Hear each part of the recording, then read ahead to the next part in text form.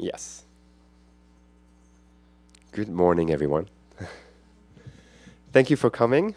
So today we're going to talk about second language acquisition.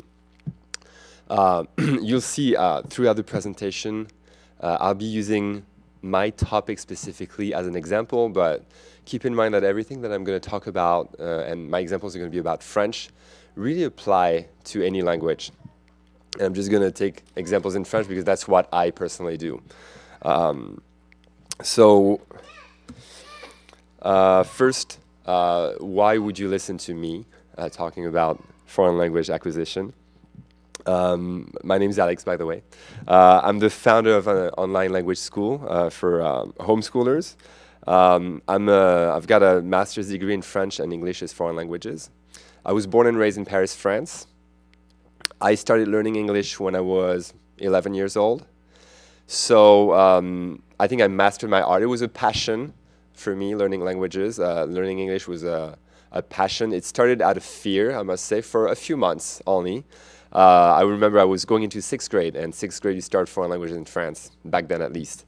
And my parents told me, you're going to start learning English, and that scared me. I thought it'd be impossible. All I could speak was French. So it was really out of fear.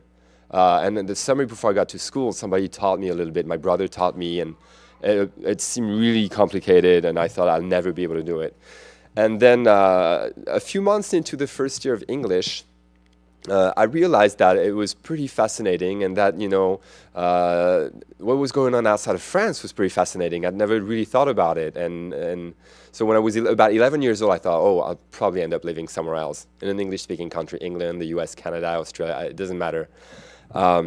And so what started out of fear became really a passion. And it turned out that not only a passion, I think I was gifted for it, but I think the passion aspect of it and the hard work and dedication were the most important part of it. What else? One year, I was teaching at UC Irvine. It was my first year after college, and then I taught at the French School of LA. And then I was teaching a famous actress's daughter. And one day she comes up to me and she says, Claude Chirac is looking for an English teacher, private English teacher. And the name Chirac resounded in my head, and I was thinking, is it Chirac as in President Chirac? And so I called my dad and I said, are you familiar with Claude Chirac? Who is she? And he said, it's the president's daughter. I was like, oh gosh. So I went back to Paris for a year to teach her and her son. Went to the French White House, which is called Élysée, for a year. Pretty intense. And so the thing is that, the bottom line is that I learned English from the beginning to the end as a foreign language. My parents were not English speakers, so I learned it the hard way, going through grammar, going through books, and I think I did a good job. I don't know what you think, so I think I did a good job, so I've completed the task. And so now I can really see when I see someone learning English or French as a second language, I know what the whole process is like. I know what it takes. And I loved the process myself so much that I could almost tell you how I learned every single word, every rule. It's completely insane. And so because I know the process, I know what it took, I know the many things that I did to become fluent, I thought I can reproduce that. I could reproduce that. It would be a huge amount of work.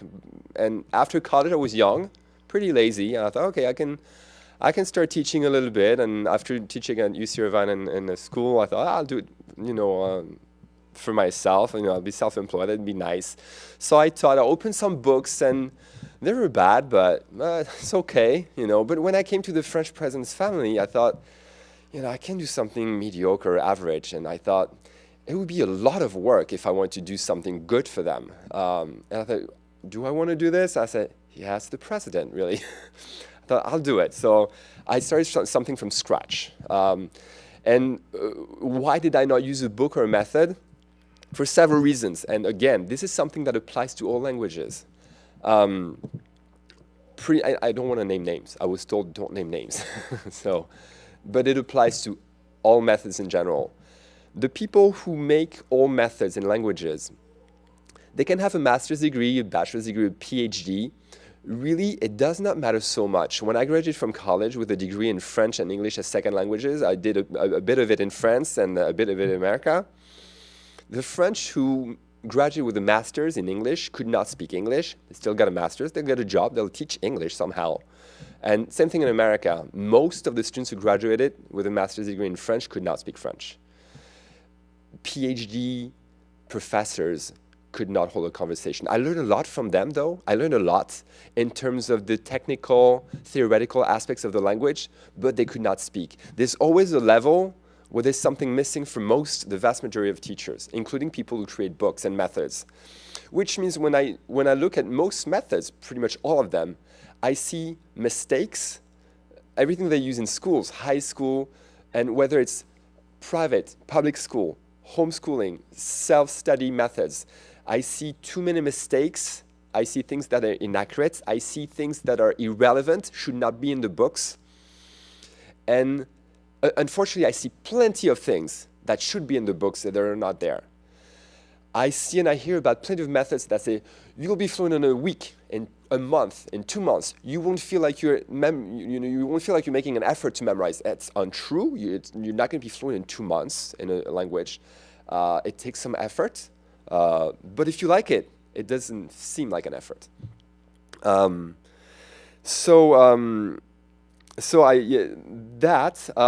else? Yeah, there are plenty of things that were not in the methods that I thought should be there. So it's so incomplete. That's the technical aspect of it. Now the books are really not engaging. In schools, I'm talking about schools. They're really not engaging at all. Most people, what you want them to do, open a book, and especially kids. Adults, at least, if you're willing to learn a language, it's up to you. Kids, they're not motivated somehow. If they don't have something appealing, it's not going to work out. They're not going to sit in front of a book and read it. And what we did growing up, learning a language, if you didn't know how to pronounce them, that was it. You can imagine how words are pronounced. You butcher them. You get it wrong in your head for years and years. And the day you're told, oh, that's not how you say it, that's not how you pronounce it, too late. It's in there. Okay, can't forget. So that's one thing. Another thing is that nowadays, a lot of companies have come up with technologies, and you see a lot of methods online now, and it looks really nice. You can do it on your tablet, very convenient. It's beautiful. You just click with a touch of your finger. It's great. Yet the content is not there. It's very nice because it's so much better than just having a boring book. But the content is still not there. I looked through most of them. So it's more attractive, it's more appealing, but will you be able to, my point is, you learn a language, you want to be able to have a conversation with someone, you want to be able to watch a movie. And most of these methods, you won't be able to do it. You won't be able to. How many of you have heard of people saying, I learned Spanish, French, Chinese for 3, 4, 5 years. I took it in college and I went to France. I could almost understand nothing, close to nothing. There are many things that come into play, and we'll talk about it in a second. So yeah, I've been teaching homeschoolers. It was a complete coincidence in 2006. And I enjoyed it because homeschoolers, parents, and kids end up thinking outside the box, and that's something that I really like. I've enjoyed it. So we're going to talk a little bit about what you should do for kids who are up to 6 years old. That's what I want to talk about. I don't know if I'll manage to stick to the plan or if I'll digress. It's never too bad when I digress, I think. What to do with older kids who want to learn at home. We'll see if there are any programs, anything free that you can do. We'll talk more in detail about the downside of most methods that I've seen. Talking about kids who are up to 6 years old, I've had over the past 15 years quite a few parents who called me and say, "Oh, I need you seem like a great French teacher, and I've got my 5-year-old who needs lessons." I say, "Okay, it's $80 an hour. Really, you want to do that?" And I tell them, it's not worth it. So that's what I'm telling you. For a child up to at least 6, It's not worth it. Don't think about private lessons. What they need is immersion, one way or another. And I think with the technologies we have with the internet, it's doable. And I wish I'd had that when I was a kid. I was dying to hear English all the time, and I could not. I had this horrible FM radio station where I could actually get some stations from England, but it was really hard, bad quality, nothing really good to work on. So immersion, one way or another, having a Spanish, French, Chinese-speaking nanny. We have the internet. You can have access to radio stations, TV stations, cartoons on YouTube, music. And really, believe it or not, it works. It'll shape their ears. It's not as good as having parents who speak the language, but it's as good as you can make it being in America. And it works a little bit. So at some point, when they're ready to take lessons, when they're ready to go to, take lessons, go to a school, you'll be able, their brain will be shaped and formed so that they can better acquire the second language. It actually works. But forget about paying someone for private lessons. Babysitter is much more affordable and will do just the same job, if not better. Okay? Something to keep in mind. So here are some examples of things that you have on YouTube in French. You have, I don't know if you want to take pictures or what, but yeah, you got Caillou in French, Tom Sawyer in French. They're all on YouTube, all episodes. I personally don't like television for my own kids, but if it's in a foreign language, it's okay, because they're really learning something. Mystérieuse Cité d'Or, I loved that show when I was a kid. Olive and Tom, that's another one, it's a Japanese manga thing. Jeanne et Serge was Japanese, very popular when I was a kid. Princess Sarah, Schtroumpf, I wouldn't go there because it's the Smurfs, okay? Yeah, so, yeah, don't go with the Smurfs, because they Smurf everything, so you're not going to learn proper French or Spanish or anything. So Inspector Gadget, that I think you grew up with here in America, if I'm not mistaken. There you go, in French, so it's all online. If you want to put French radio stations, they're all online. Everything that we have over there, you know, you close your eyes, you turn on these radio stations online, you think you're in Paris. It's amazing. Say, good morning, you know, it's 7 p.m. here in California. You say, good morning, you know, welcome to Paris. And you can see them by the Eiffel Tower. And you just play it in the background. The kids hear it. And so I know parents always tell me, are they really learning something? They are. Kids are. Even though it sounds like they seem passive about it, they do learn. They get pronunciation patterns that we don't get as adults. They get used to the language, separating the words in their heads. They manage to do it. So after that, learning is easier. So here are a few radio stations you can access to online. And you can always look up more. You know, you Google them, French radio stations. You can find more. Those are some that I like. TV stations that are online, live online. TF1, France 2, Canal+, TV5. On YouTube, I have two shows which are more for adults, but again, you know, I wasn't talking very loud. ONPC, On n'est pas couché des paroles exactes. That's more for adults. If you have a decent level of French, you might enjoy those. For kids in Spanish, La Ratita Presumida, Rosita Fresita, Caillou en Español, Campeones, Oliver y Benji. That's the same as in French. Los Pitufos, avoid it. El Inspector Gadget, Cédric en Español. You have Cédric en Francés también. So those are good for kids who are, you know, if they enjoy it, they'll watch it. And let me tell you, I did that with my kids. You know, I speak French at home. They're learning French, it's awesome, and I wanted them to speak Spanish. And I thought my Spanish is not good enough. I don't want to speak to them in Spanish. I'm the French guy at home. So I let them watch some cartoons in Spanish. And when my first daughter was 5, she started a Spanish immersion program, school.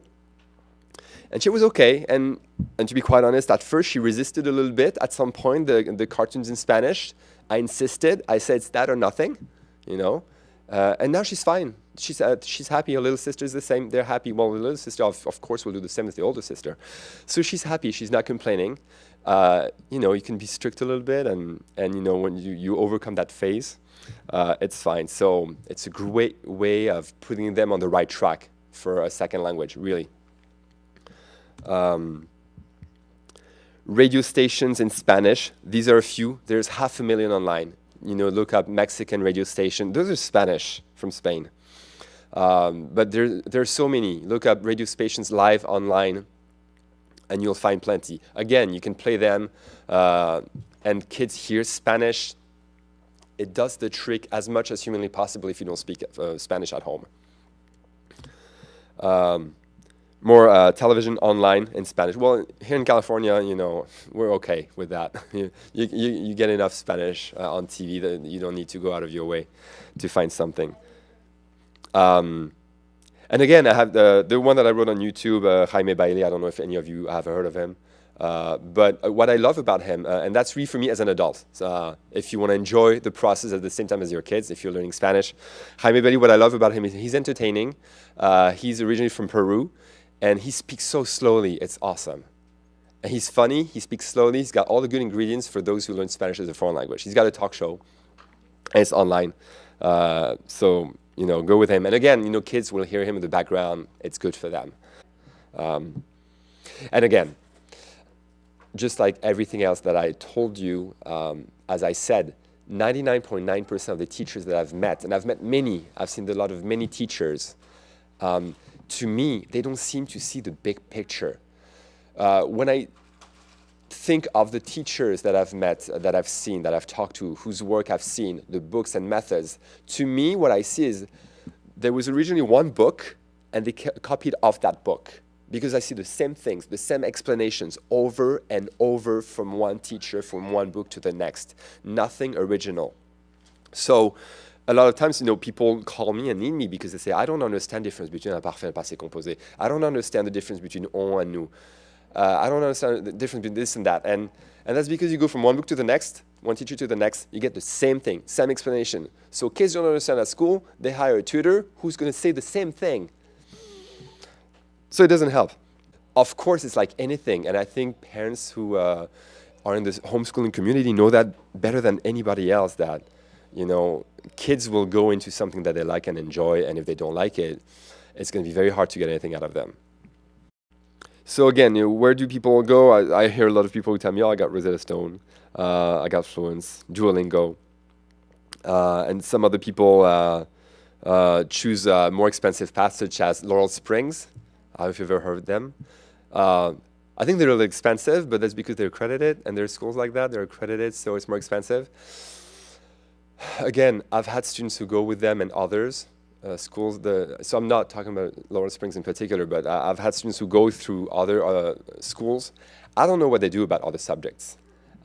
But, I mean, in foreign languages, gosh, you know, when they give them text and poetry with all French, what are they going to understand? Even French kids would not understand. They tell them, you know, I feel like writing the assignments were the most boring things they've ever done. And so they thought, what are we going to ask them? Describe your weekend, or worse than that.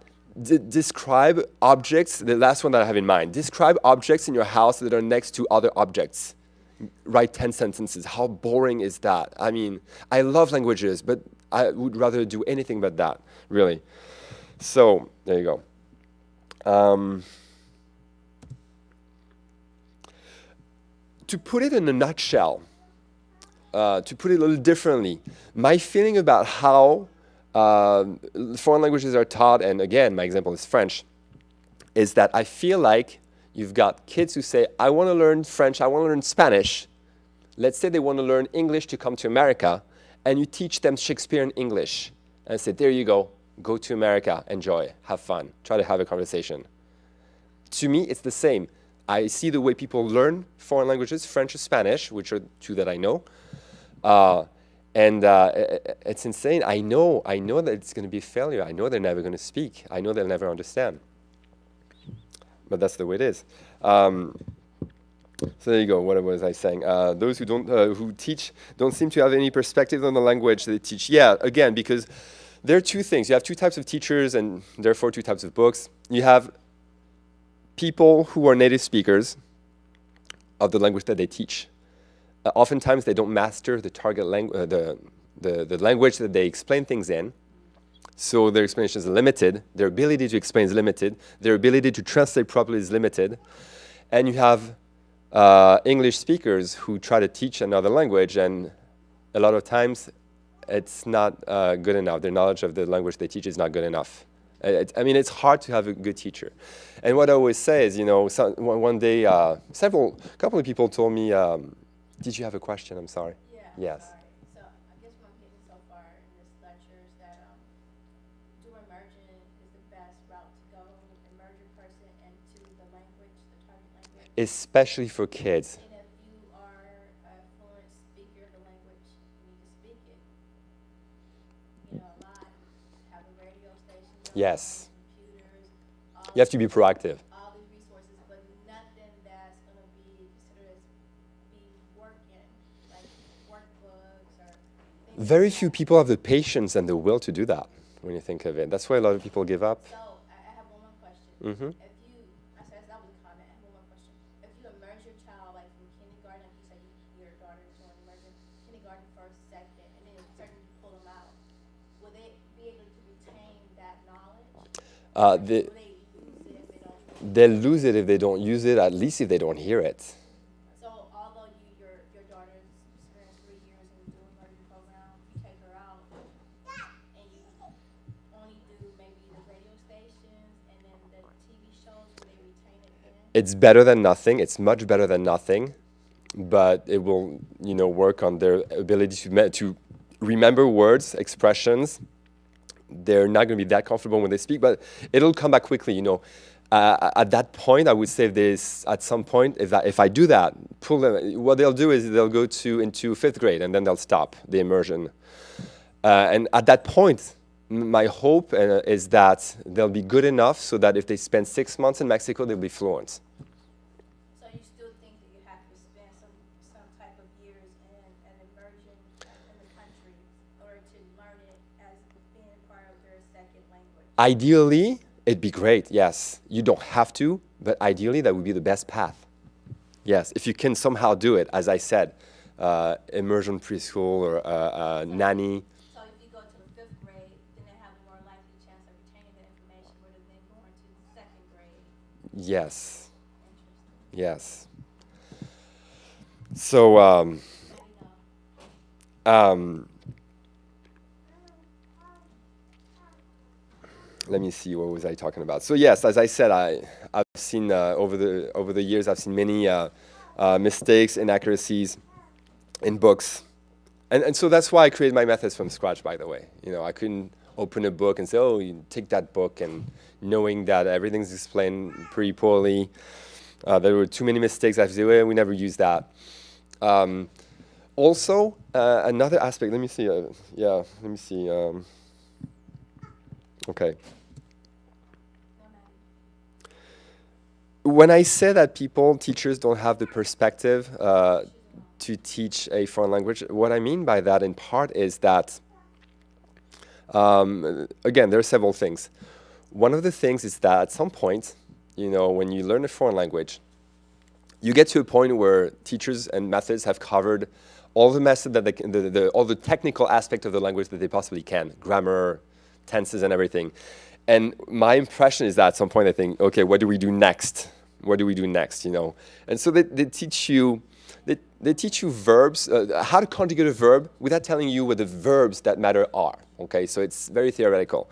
And then at some point they think, what do we do? What do we teach them? And I feel like they search for the most technical things to teach you that are just less relevant than anything else. And that's what I see students spending their time on in French 3 and 4. Even worse than anything.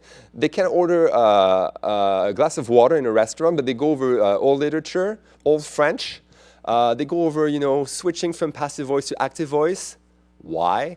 The switching between pronouns that we don't use. Knowing that from the very beginning, they learn things that we don't ever use. Very important, and I'll talk about it in a second. So let me give you some examples on the things that, because I don't want to talk about things in general without giving you realistic, concrete examples. Difference between savoir and connaître. You know, I don't know how much French or Spanish you know, but there's two verbs that we have for the verb to know in English, in French and Spanish. Saber, conocer, savoir, connaître. all schools, all teachers, all methods will tell you connaître is for people, being acquainted with people. Savoir is about knowing things by heart. Then they get tests and exercises and go ahead, find the right answer. And kids are like, I don't know if it's about knowing something by heart or not sure. It's very vague. I mean, no one ever told them it's much more simple. It has nothing to do with that. It's technical, the simple. Saber, savoir, both are followed by a verb shortly after in the sentence. Connaître is never followed by a verb. There's no verb after connaître in a sentence. It has nothing to do. Nothing to do. A native speaker usually doesn't know that because we do it intuitively, unless you've learned it somehow. To tell you a little bit where I come from with these rules, a lot of times, ever since I was 10 years old, 11 years old, I've been so crazy about foreign languages that I cannot sleep and I think about things. If I don't find the answer, I think about it. I can fall asleep. It's horrible. Sometimes I got up, looked up in the dictionary. It drove me crazy. And I think about languages all the time. That's why I managed to come up with rules that I didn't see. When I don't like a rule, I think it doesn't make sense. I don't get it. I was not a very good student, by the way. So something has to be very clear to me for me to understand, for me to consider it as a good explanation. So yeah, savoir connaître has nothing to do with the way teachers explain it. Nous, oh gosh, nous, where should I begin? Nous, in French, they teach you about nous as being we, the subject we, and they drill you for years through college on the conjugation of nous. No one ever tells a student that we almost never use that pronoun, and they will drill you forever on that one. We never use it. It's super proper. We use the pronoun on. They should be working on the pronoun on, and my students never know what on is, what it's for. Okay, so there you go. Difference between passé, composé, and imparfait. All teachers will tell you. Same in Spanish, pretty much the same in Spanish, almost. They tell you, imparfait is you zoom in on an action in the past. It's for past habit, and passé composé is an action that doesn't last in time. Again, super theoretical. I have 4 points. 5 for advanced students. They're very straightforward. It has to do with pretty much tenses that you use in English. I know in English you gave up, America gave up on grammar a few decades ago. So sometimes, I don't know if you ever heard the story about that. It's very fascinating. What I heard, I'm not sure if it's true, what I heard it was that you did grammar in America in English until the Cold War. And apparently during the Cold War, the government said, we need spies for Russians. We need somebody to speak Russian fast. So how do we learn? Do we learn through grammar? And everyone's saying, no, we're not going to learn Russian through grammar. It's not going to happen. They said, take spies, take agents, put them in a room, let them be surrounded by Russian all the time, 24 hours a day. And they learned. It worked. They couldn't understand. And at that point, apparently they said, why do we bother with grammar? There are other important things to do and to learn. So apparently that's where we gave up on grammar, which is sad. It's not that useless, really. So that's one thing. Difference between imparfait, I'm not going to give you a whole lecture and lesson on the difference between imparfait and passé composé. Let's put it in a nutshell. Imparfait is when you use the past continuous in English, that tense. I was doing something. I never see that. It's very simple. I was driving, I was speaking, I was sleeping, I was reading. That's imparfait in a nutshell. Okay, it can be as straightforward as that. I never see that in books. I don't know why.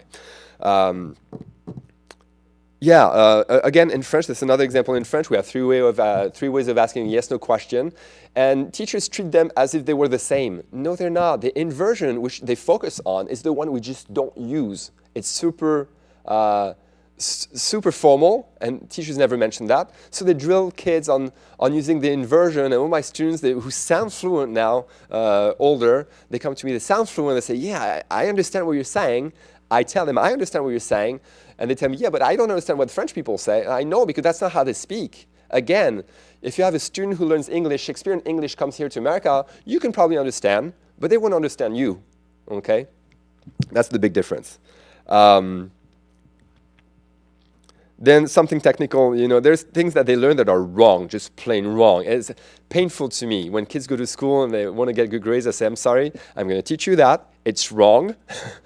But it's okay. That's as sad as it gets, really. I have to teach things that are wrong. I don't think I'll get into it because it's maybe a little too technical, but one thing to keep in mind. Some things that are very basic, the present tense, they skip 2/3 of the things that students should know about the present tense. They say present tense, je m'appelle Henri, je travaille, je suis français. there's a lot more to know, and that's very relevant and interesting. Again, I'm not going to do a whole lecture on it, but when it comes to the subjunctive, students end up with a huge list of expressions followed by the subjunctive in French, same in Spanish. And you know, when I look at the list, you could get rid of half these expressions that we absolutely never use. That sound really awkward, pointless. Even 100 years ago, I'm not sure they would have used them. And this one that I'm always stuck on, and there are a few like that. There are key expressions or conjunctions that are followed by the subjunctive we use all the time. They're not on the list, but they have half the list that is useless. Go figure. And that one that I like is pourvu que. Where is it?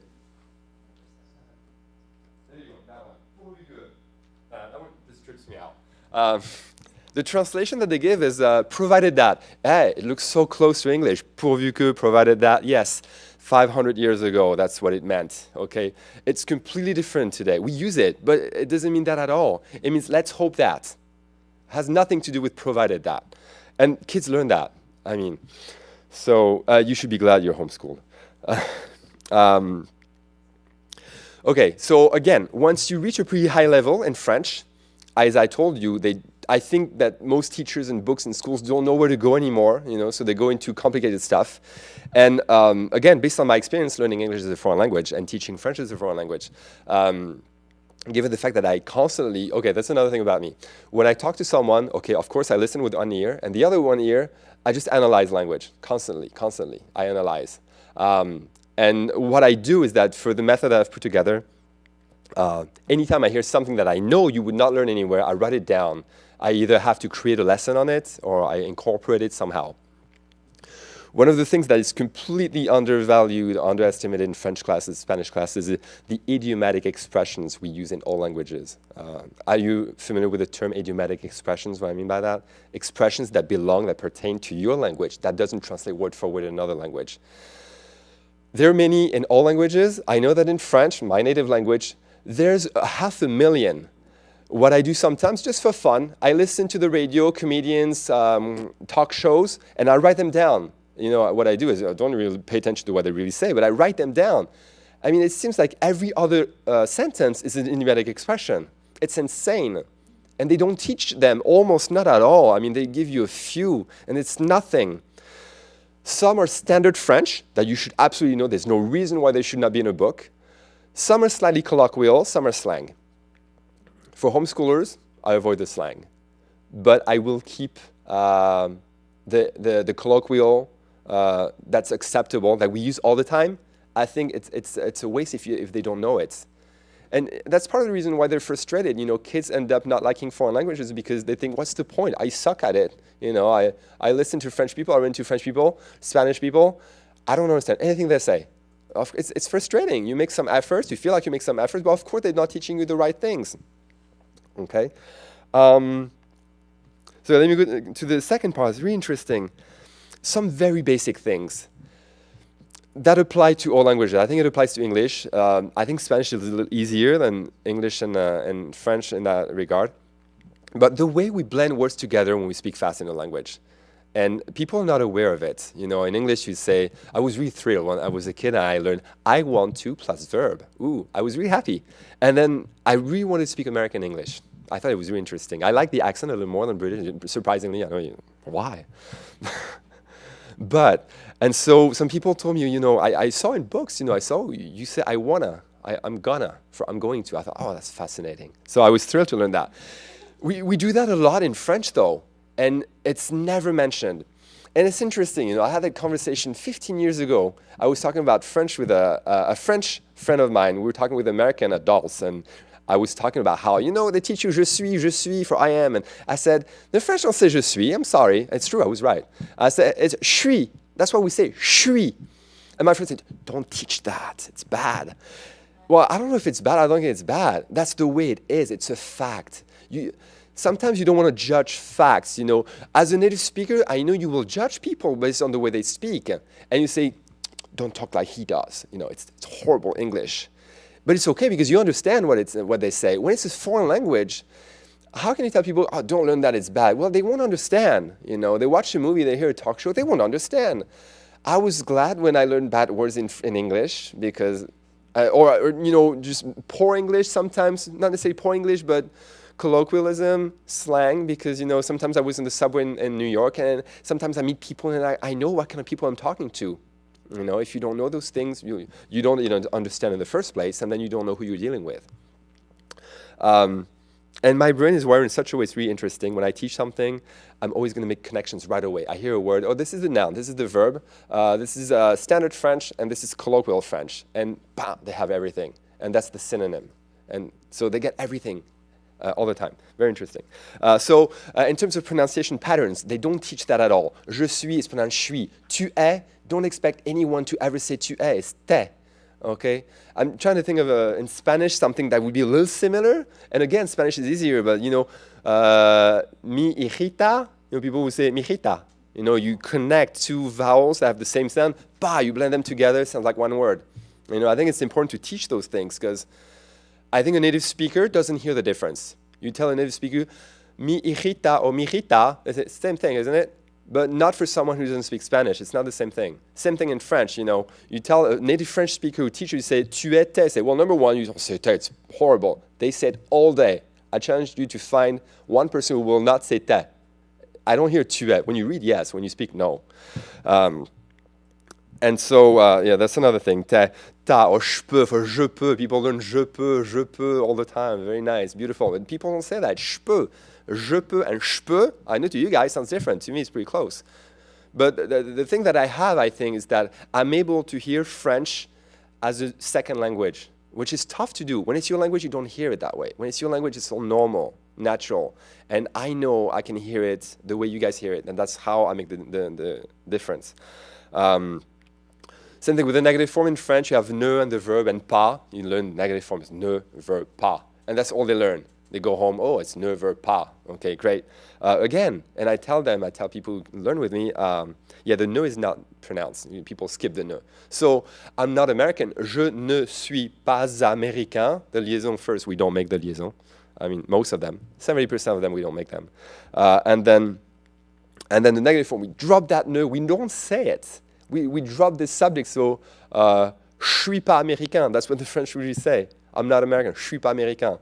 But kids don't know that, adults don't know that, and they end up not understanding. They just know the theory of the language. They don't know how to apply it. Many little things. What else is interesting? Yeah, the liaison are skipped most of the time. Okay, so in a nutshell, that's where it is. So yeah, so the explanation, as I told you, that I give in most of the lessons are pretty different from what you would get in 99% of books. I always pay attention to pronunciation patterns used by native speakers. And so, yeah, by the way, that's why I created my own methods from scratch. It was a lot of work. I mean, I barely sleep at all. I think it's going to be a constant work of a lifetime, but it's worth it. It's awesome. It's a great process. I mean, learning a foreign language has changed my life, really, to be quite honest. And so I know it can be the same for other people, and I'd be happy to trigger that in somebody else. And it's happened a lot. I mean, I think you have to understand, you know, some people would come here, and if you look on YouTube, you have people talk about second language acquisition, and they'll talk about technical things that show your brain, and this is that part of the brain that works in that way, and it's okay. But based on my experience, you have people who are pretty naturally gifted with languages and others who just struggle, but with hard work, they can do it. But, you know, sometimes I give a few words to somebody, and even if they're the beginners, they can repeat everything that I say really well, easily. And so I've had people like that, pretty gifted, smart people, and they learned with my method. They learned really. They were almost completely fluent within 6 months with an intensive program. Within 6 months, they were fluent. And others, of course, I mean, it takes work. You know, it's not like you listen to me and you're done. But the beauty of this method is that all lessons are recorded, so you listen to me during live sessions, and then you can go over the lessons again. And you can review them. There's plenty of bonus lessons and practice all comprehension with answers and explanations. So it's not like when I grew up, I had an English lesson or any lesson, and if I daydreamed for a second, it was over. And even if I tried to listen and pay attention, I went home and I'd forget. Nowadays, with the technological tools we have, it's pretty amazing what we can do. So yeah, being careful about pronunciation and teaching pronunciation patterns is very important as well. Yeah, the kids in my online language school, they have a live webinar every week that they can review whenever they want. So we meet in an interactive classroom with a webcam. They can talk. We can do exercises together. They can ask questions, read. Very nice. We have all these oral comprehension exercises. Vocabulary, multiple choice questions, plenty of different things. These are a few examples of things that we're talking about. The kind of idiomatic expressions you have on the top left-hand corner, type of idiomatic expressions that I create lessons on, really entire lessons on those. The reflexive verbs, in Spanish and in French, same thing. In school, they'll teach you how they work. They'll give you a list, half-empty list. Half of the list, you could throw it away, really. I mean, they're not reflexive of that you need so much. And the thing is, reflexive verbs in French and Spanish, we have a great number in French. They have an even bigger number in Spanish. And so many useful reflexive verbs that they don't teach you. It's insane. So again, I've been taking note of them. All those that I use every day, I took note of them, and I incorporate them in a huge lesson, my big lesson on reflexive verbs. And I drill students in class, outside of class with exercises, oral comprehension. I say, I'm going to give you 20, 30 sentences. Try to understand. Then I go over the answer. Oh, I meant that. And I say them slowly. I say them fast so they can hear the difference of pronunciation. Same thing with first group verbs. In French, it's ER verbs. In Spanish, it's AR verbs. They teach you how to conjugate those in present, past, future. And they give you that list of boring verbs that you don't even want to know because you'll never use them. So again, I put together several awesome lessons where you know all of them. And the beauty of the tools that I use is that I could spend hours on reflexive verbs. I could spend hours on ER verbs or AR verbs in Spanish because I've got so much to teach. But the thing is, in a semester, we're limited with time. We have one live webinar, 55 minutes every week. So what I consider really that I need to do in class, I'll do them with the kids. And then what I consider is bonus, like all these other verbs you need to know, I'll put them online with a lesson. It's a lesson you see me in the virtual classroom with a webcam teaching those verbs. And there you go. Don't waste your precious time live when we can do something more valuable. So there you go. But that means that it's work. The kids have to want it. Maybe, I would consider, if you think your child really wants it badly, let him do. He'll learn. If they need motivation, do it with them maybe. I think it works. Parents have a great role, and it's part of the reason why you homeschool as well. The faire expression, I don't know if you've ever heard of faire expressions in French, but we have 500,000 of expressions with which you use the verb faire in French. So it's the topic of a whole lesson in schools, faire expressions. So they give them a bunch of faire expressions that, gosh, they're never going to use because, I don't know. I don't like it when people tell me, teach me French, and I teach them something and say, I'll never say that. It's annoying because, I don't know your conversations ahead of time. So you can tell me, no, I'm going to go to that restaurant, and they have that kind of food, so I'm not going to use that. I'm not going to use the word sauce because they don't have sauce, so it's vegetarian. So I'm not that good, okay? But really, that's my opinion, that the list that they give you in schools is, boring verbs. I know I wouldn't use. I know the French don't use. A lot of time there's other verbs that they don't teach that they actually use. So again, I've got a huge lesson on faire expressions and plenty of awesome faire expressions that they use. Like that one, faire exprès, something that deserves a whole lesson. I've never seen one.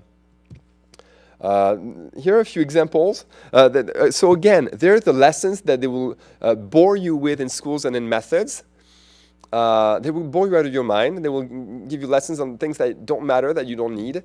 So here's the deal. With homeschoolers, I keep in mind the possibility that they will go back to school, that they need to show what that they learn. So I want them to know what they're supposed to know for school. And then on top of it, I add the things that they actually need to know. So I'll tell them, I hate that lesson. It's really boring. It's not very interesting. But if you take the SAT, if you take a placement test to go back to school, you need to know that. And I'll tell them how it works. Okay. But see, for instance, I created that lesson, something we use all the time. There's not a lesson on that in the world. The taka is so interesting. It always trips my students out when I mention that one because they think it sounds funny. I say, get used to taka. Sounds like a foreign language, but not French. And we use that all the time. So I created a lesson on that. I created a lesson on, that's just passive reflexive verbs. Again, verbs that matter. All those verbs that I give, they matter. They're verbs that you use. They're useful. That schools don't teach to kids, sadly. I've got lessons on idiomatic expressions. I try to insert them little by little when kids begin French. So I stick one every now and then. But eventually, I like them to be able to say things like, "How did your day go?" At fairly intermediate level. It's useful.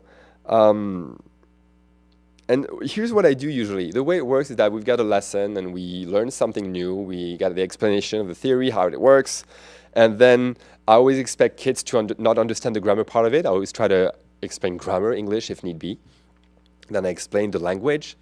And I expect kids to not understand the explanations anyway. And in that case, just to make it relevant anyway, I'll give them plenty of examples with pictures and colors on the text and different fonts that match the French, the Spanish, and the English to make sure it makes sense. So I'm hoping with a pattern, they see the pattern, they will understand how it works. That's the idea. Other examples, reflexive verbs. I was talking about reflexive verbs. Many of these reflexive verbs, they'll never learn in schools. I think they're useful to make up one's mind. Se débrouiller, that number 3 on the left. We use that one all the time. It's very idiomatic. They never learn it. Never, ever. We use it every day. Every day we use that one. Hard to translate. So I actually have a whole lesson on that one. To scoot over, I never heard it. Stretch, never heard it. Step aside, never heard that one. To stand somewhere. Stand, I created a whole lesson on the verb to stand because it deserves a lesson. Sometimes it deserves a lesson and no one has ever thought of putting it in a book. So I created one. Little things like to blow one's nose, it's reflexive. Why not know that? To plug one's ears, same thing. All those are interesting, useful, I think. I have a whole lesson on that one at the bottom, very interesting. The verb to fit, to match, to go with something or with someone. Very interesting, very useful, again. Did I talk for that long? Oh my gosh. I was supposed to leave you time for questions. Try to end fast. I just want to give you examples. So the idea is that, you get examples on the new concepts, and in yellow, I want to add a little something. Usually, they learn a bit of vocab or idiomatic expressions. That's the whole concept of the yellow captions. An idiomatic expression, or at least a new vocabulary word. And things that are useful. A quarter, how do you say a quarter in French? It's a coin of 25, things like that. To be graded, a grade, graded out of 20, graded out of 100, things that are, useful. So I try to make them appealing for kids so that, they don't fall asleep. Again, I've got a whole lesson on idiomatic expressions like this. To have foot means to be able to touch the bottom of a pool or in the ocean. Things you cannot really imagine. Guess, I have a whole lesson on that one. That one, you say in English, you can't wait to do something. It deserves a whole lesson. In French, you say, I'm impatient to do something. If you say you can't wait to do something, means you have your hands tied, and you're unable to do something different. Plenty of lessons that you won't find in books that I was happy to be able to create.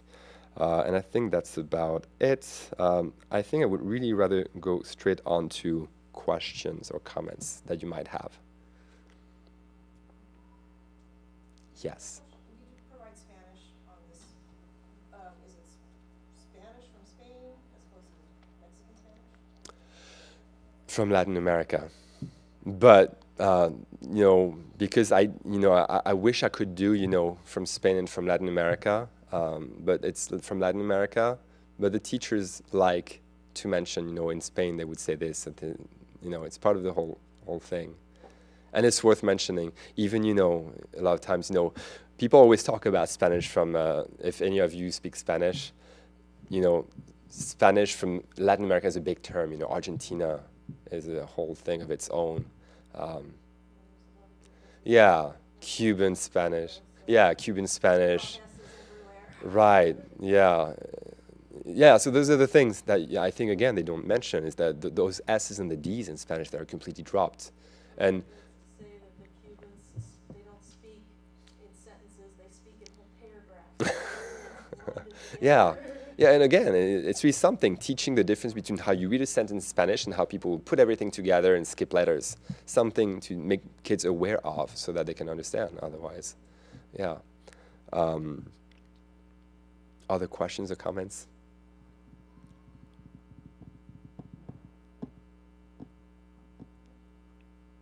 No. Yes. This language program, can it be for like 9-year-olds? Is there an age? Well, I try to give you, a rough, approximate vision of it. And so I would say that to me, you'd have to be about 10 years old.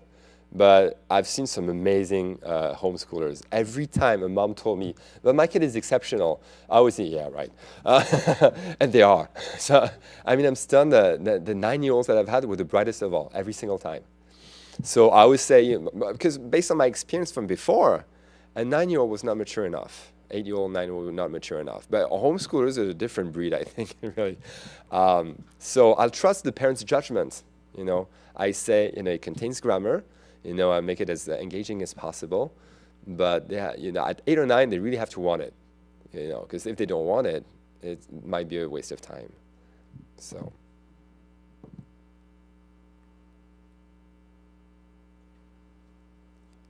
Other questions or comments? Well, I came in a little bit late, so I felt.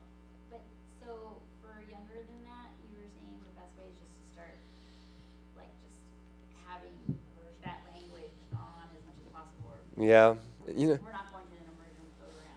Yeah, especially and kids are kids, so, sometimes the issue with kids, when you're lucky, I think when you have a kid, your child is interested in something right from the get-go. At 4, he gets on the piano and wants to play the piano badly and wants to play piano all the time. And you have some kids who want to do nothing. And they complain that there's nothing to do. Like my daughter, sometimes she's like that. She'll say, "Oh, I'm bored, I've got nothing to do." "Well, I got things for you to do." Okay? Sometimes you have to push them a little bit. And so when it comes to the language and, sometimes my daughter at some point she complained when I put Mexican music on the radio or in the car. I say, that's my car. I decide. And you don't like it, plug your ears. Otherwise, you just listen to it. And that's just the way it is. But I think it's the best way when they're younger and they tend to complain about everything. Yes. Have you ever heard Idioms? I learned Spanish by watching Idioms. It was a telenovela. But it works, I know. I mean, I'd be the same. But it was beautiful the way it was set up because the first episode, all they did was just introduce the characters and do the, Right. yeah. The way they did in the 80s. This is, Miguel, the father. Right. So you learned all the characters, You get the context. Yeah, and then the second episode, they added another verb. They were going places. This family. So each episode, the grammar and the vocabulary got more complex. Mm-hmm. But was it meant for Spanish as a second language? Yes. That's very nice. Yeah. Yeah. And so by the end of the episode, they were speaking pretty complicated things. They were in another, and then they exposed you to Spanish because they were a Mexican American family from Texas or something like that. But there was by I think episode 10, you learned that there was some family secret. So they had to go back to Mexico. So then you got exposed to Mexican Spanish, Mexican culture, but then somehow, the secret led to an ancestor, in another, in somewhere in Latin America, so they ended up all the way in Spain by episode 40. But I was just curious if you had ever heard of it at all. Never heard of it, but it made me think. It made me think that for kids who have some knowledge of, I think I skipped it at some point, but it's kids who have some knowledge of the language and they're kind of intermediate level. It's a bit of a tough level because a lot of people get stuck there. You feel like you've learned as much grammar as you could, and you're stuck at a level where you know grammar, you know the theory, you don't understand people, you have a hard time speaking, and if I could go back, there were some websites. But I think two things you can do: read books for kids. Read books that you've already read in English that you know. Read them in Spanish. That way, you know the context. You pretty much know the story. You know what to expect, and that way you can figure out words and expressions more easily. So Harry Potter. At some point, I had my students do that. Or there's books that are really violent that all kids love. What was it again? Really violent. That was very popular. What is it again? The Hunger Games. There you go. All my 10-year-olds were just thrilled about it, and they read it in French. I'm like, okay. So there's that. There was an interesting website, and I would consider it with the parent supervision, conversationexchange.com. I mean, you run into adults, but if you want to do that with your kid, maybe at some point, if they have an intermediate level, it's a website that allows you to find people of a certain language. You choose the language, it's free, and you say, I'm an English speaker, I want to learn French, and you're going to be matched, or you're going to see a list of people who are French speakers who want to learn English. And you can exchange emails, you can get on Skype and talk, ask questions. It's a cheap way of learning a language, really. It's not a lesson, a class that explain things per se, but it's a free thing that will help you. I like that website. Periscope, I mentioned it, even though I had heard some bad stories recently. I don't know if you heard. You know what Periscope is? One of those new modern websites. There's a sad aspect about it, but the idea and the concept is that you have people on their webcam, and they're just waiting for you to come and see what they do all around the world. And so sometimes they're waiting for people to come see and say, hey, I'm a chef and look what I'm doing. And some, hey, I'm bored at home. Hey, how you doing? Who are you? Some would like to show you. I mean, I think more and more companies use it to promote products and services. So they gather and say, oh, come at this time and we'll talk about this and that. No, there's a bit of everything. So you can run into, French speakers, and that's another way of talking to French speakers. But it's like a conversation exchange, mostly adults, so parents should be around. That's about it, though. That's all I have for you today. You're welcome.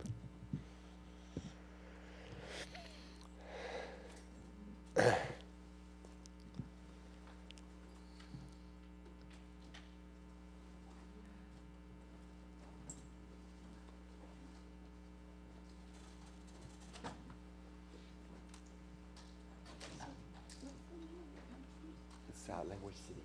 Language City.